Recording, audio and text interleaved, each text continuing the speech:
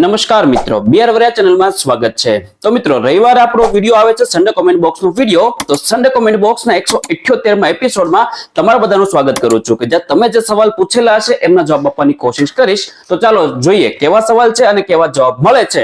તો પહેલો સવાલ છે એ રાણા કિરીટભાઈ લખે છે કે ફોર પેન્શનર HRPN નંબર કઈ રીતે મેળવશું। આ જે કોમેન્ટ છે એ મેં પેલો જે જી કાર્ડ વાળો જે વિડિયો બનાવેલો હતો સરકારી કર્મચારીઓ માટેનો, એની અંદર આ ટાઈપની ઘણા ખરા કોમેન્ટ હતી કે HRPN નંબર છે શું છે, ક્યાંથી મેળવવાનો હોય છે, બરાબર। તો જો HRPN નંબર છે સિમ્પલ વસ્તુ છે, તમે તમારી ઓફિસમાંથી મેળવી શકો છો। કર્મચારીની વાત કરું છું, તમે તમારા જિલ્લાની જે ઓફિસ હોય છે ત્યાંથી તમે મેળવી શકો છો। વિદ્યા સહાયકમાં હો છો તો તમે TPO નો કોન્ટેક્ટ કરી ત્યાંથી તમે છે એ મેળવી શકો છો, એટલે કે એના પાસેથી પ્રોસેસ કરાવી શકો છો।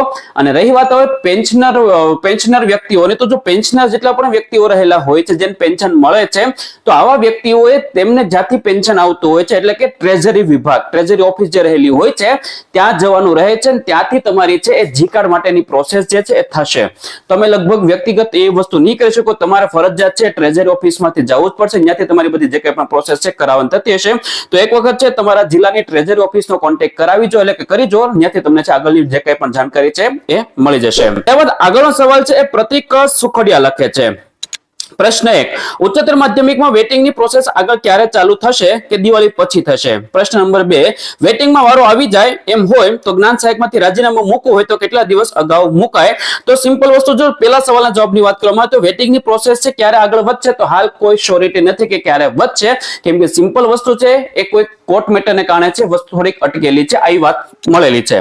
હવે કોર્ટ મેટર શું છે, શેના કારણે થયો છે, શેના બાબતમાં થયો છે, શું રીઝન છે, આઈ ડોન્ટ નો, બરોબર। આમાંથી કાંઈ પણ વસ્તુ હું જાણતો નથી, સિમ્પલ એટલી ખબર છે કે કોર્ટ મેટર થઈ છે તો તમારી પ્રોસેસ છે એ થોડોક સમય લાગશે।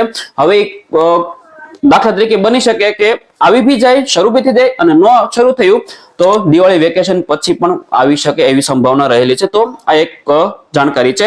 અને ત્યારબાદ પ્રશ્ન નંબર 2 ની વાત કરીએ કે ભાઈ રાજીનામું તમારે મૂકો ને, તો સિમ્પલ છે, રાજીનામું છે તમે ગમે ત્યારે મૂકી શકો છો, તમારી મન થાય, મતલબ તમારી ઈચ્છા અનુસાર તમે છે રાજીનામું મૂકી શકો છો, પણ સિમ્પલ એટલું સમજજો, બે જોબ એક સાથે તમે કરી ન શકો, તો એ રીતે એક જોબમાંથી રાજીનામું મૂકો અને બીજી જોબમાં જોડાવ, તો એ રીતનો સમયગાળો તમારી પાસે રહે, તો એની અનુકૂળતા મુજબ તમે છે એ રાજીનામું મૂકી દેજો। ત્યારબાદ આગળનો સવાલ છે એ મેમદભાઈ લખે છે, નમસ્કાર સાહેબ, હું હાલ ગ્રાન્ટેડ માધ્યમિક શાળામાં શિક્ષણ સહાયક છું।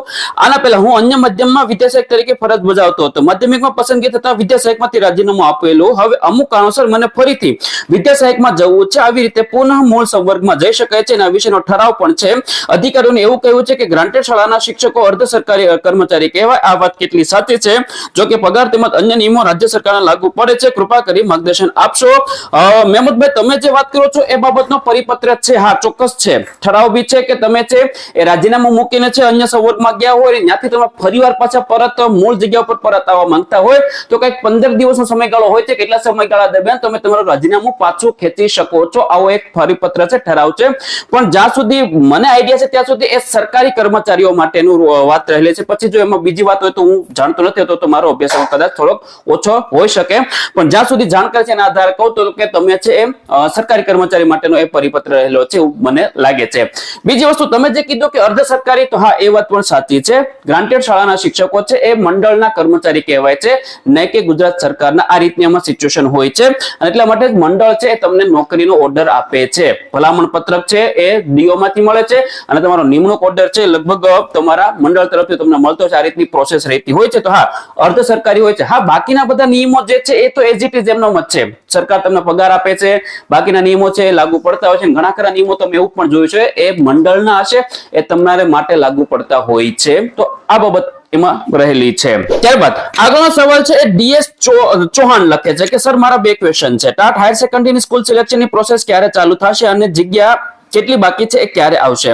બીજું, સપોઝ કે કોઈ સ્ટુડન્ટનો વેટિંગ લિસ્ટમાં જનરલમાં નંબર આગળ હોય અને કેટેગરીમાં ફર્સ્ટ હોય, તેને સ્કૂલ સિલેક્શનમાં કોને પહેલું સિલેક્શન કરવું, જનરલ કે કેટેગરી, પ્રોસેસ કેવી થશે? જે પહેલા જે રીતે સ્કૂલ એલોટમેન્ટ થયું હતું એ જ રીતે થશે કે વેટિંગ બાદ પ્રોસેસ અલગ હોય છે? તો જગ્યાઓ કેટલી ખાલી છે, ક્યાં જગ્યા ખાલી છે, એ બધી જ માહિતી જ્યારે તમારી શાળા પસંદગીની સૂચનાઓ આવતી હોય છે એના પછીના સમયગાળામાં દરમિયાન છે એ મુકાઈ જતી હોય છે, તો સૂચના આવવા દો, શાળા પસંદગીની પ્રોસેસ શરૂ થવા દો, ત્યારે જ છે જગ્યાઓ કેટલી ખાલી છે ડિટેલ બધી આવશે. અને રહી વાત પ્રોસેસની, તો હા, સેમ પ્રોસેસ રહેશે.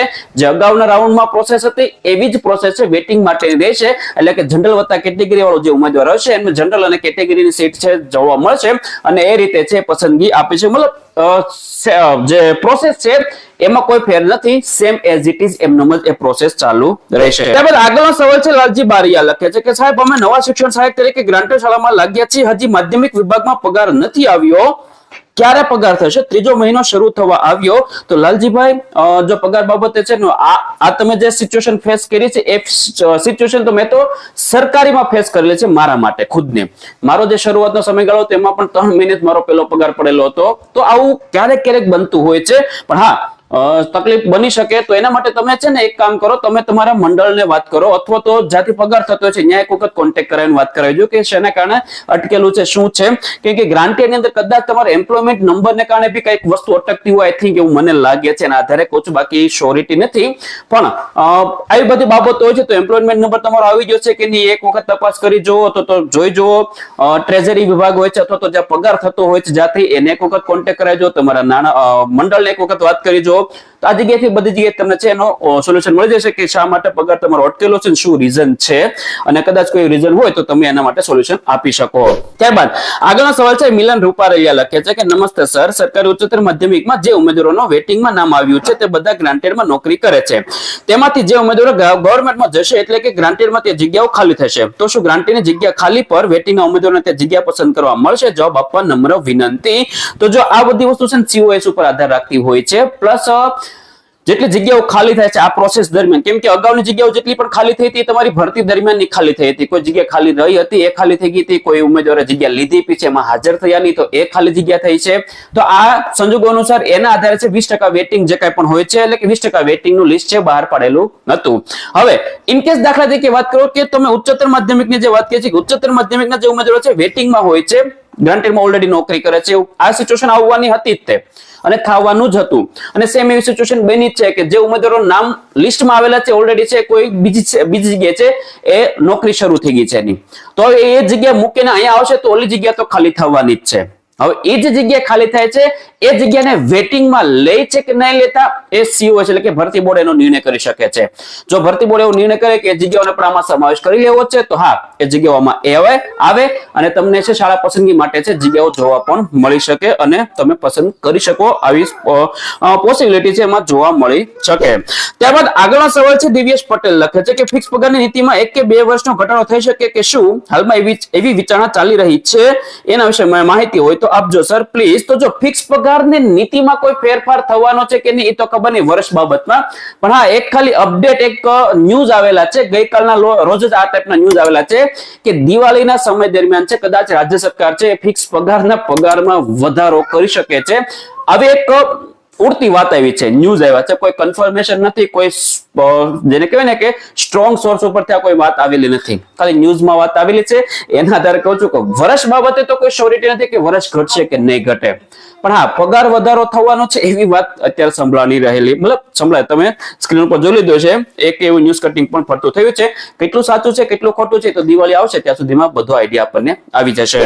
અને ત્યારબાદ છેલ્લો સવાલ છે અશ્વિન વેડિયા લખે છે કે પેન્શનર આ કાર્ડ ઓનલાઈન કેવી રીતે બનાવી શકે? તો જો પેન્શનર મેં શરૂઆતમાં કીધું મુજબ જે G કાર્ડ ની વાત છે તો ઓનલાઈન તમે વ્યક્તિગત રીતે લગભગ નહીં બનાવી શકો, એના માટે તમારે ટ્રેઝરી ઓફિસમાં જવું જ પડશે જ્યાંથી તમારો છે એ પેન્શન થાય છે. સિમ્પલ ટ્રેઝરી ઓફિસમાંથી થતું જ હોય છે મોસ્ટ ઓફ, તો ટ્રેઝરી ઓફિસમાં તમારે જવું પડશે, ત્યાં જઈને તમારે છે પ્રોસેસ કરવી, ત્યાંનો જે ઓપરેટર હોય છે ઓપરેટર દ્વારા તમારે પ્રોસેસ કરાવવાની થતી હોય છે. અને જો વ્યક્તિગત રીતે તમે કરવા માંગતા હોય અને જો HRPN નંબર એટલે કે કર્મયોગી પોર્ટલ પર તમારી વિગત અપડેટ થયેલી હોય તો તમે વ્યક્તિગત રીતે ઘરે બેઠા પણ કરી શકો છો, પણ એ પોસિબિલિટી લગભગ એની ઓછી છે કેમ કે કર્મયોગી એપ્લિકેશન હમણાં જ શરૂ થઈ છે એમ સમજો નહીં, અને હમણાંના સમયગાળા દરમિયાન નિવૃત્ત થનારા શિક્ષકો નિવૃત્ત કોઈ પણ હશે, કોઈ પણ કર્મચારી એ બહુ હશે જેને કર્મયોગી નંબર આવી ગયો છે, HRPN નંબર આવી ગયો છે. તો આના માટે એક સિમ્પલ વસ્તુ છે તમારે ટ્રેઝરી ઓફિસમાં જવાનું છે, ત્યાંથી તમારી છે એ આગળની પ્રોસેસ બધી થઈ જશે. તો બસ મિત્રો, આજ બધા સવાલ હતા આપણા આજના વિડીયોની અંદર. આશા રાખું છું કે વિડીયો સારો લાગ્યો હશે, સવાલના જવાબ મળી જશે. તો વિડીયોને લાઈક કરી દેજો, બીજા મિત્રો સુધી પહોંચે માટે વિડીયોને શેર જરૂર કરી દેજો. અને આવી જ માહિતી માટે, આવા જ કન્ટેન્ટ માટે મારી ચેનલને સબસ્ક્રાઇબ કરવાનું ભૂલતા નહીં. અને નીચે મિત્રો ટેલિગ્રામ ચેનલ લિંક મળી જશે, ટેલિગ્રામમાં જોડાઈ જજો. નાની મોટી અપડેટ હોય છે ભરતી રિલેટેડ કે અન્ય અપડેટ, એ તમને સમાચાર આપવાની કોશિશ કરું છું એટલા માટે. તો બસ મિત્રો, ત્યાં સુધી આવજો. ધન્યવાદ.